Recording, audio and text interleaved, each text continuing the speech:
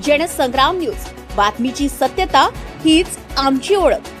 भूसंपादनाचा बोजा शेतकऱ्यांच्या गळ्यात 1 कोटी प्रति एकरची मागणी 2 वर्षापासून जमीन अडकली, व्यवहार ठप्प। शक्तीपीठ महामार्ग कृती समितीचे जिल्हाधिकाऱ्यांना निवेदन। नागपूर गोवा शक्तीपीठ महामार्गासाठी जिल्ह्यातील जमिनीचे भूसंपादन करण्यात आलेल्या जमिनीचा योग्य मोबदला मिळावा या मागणीसाठी आज जिल्ह्यातील शेतकऱ्यांनी शक्तीपीठ महामार्ग कृती समितीच्या वतीने जिल्हाधिकाऱ्यांना निवेदन सादर केले। शेतकऱ्यांच्या म्हणण्यानुसार गेल्या 2 वर्षापासून त्याची जमीन भूसंपादन प्रक्रियेत घेतल्यानंतर 7/12वर बोजा चढवण्यात आलाय।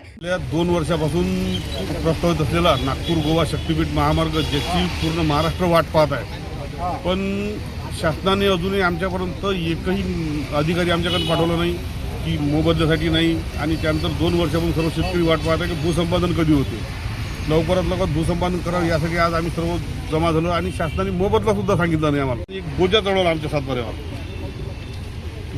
हा बोजा। या बोजामुळे काय होईल की भविष्यात आम्हाला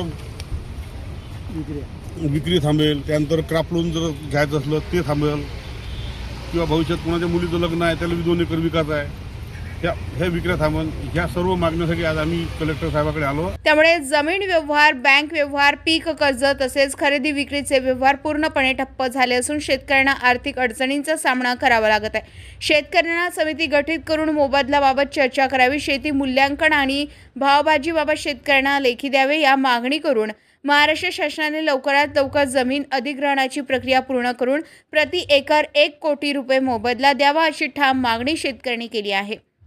यावेळी जिल्ह्यातील मोठ्या संख्येने शेतकरी उपस्थित होते आणि शासनाने तातडीने निर्णय घ्यावा असा इशाराही त्यांनी दिलाय। रविराज घुमे, जनसंग्राम न्यूज, वर्धा।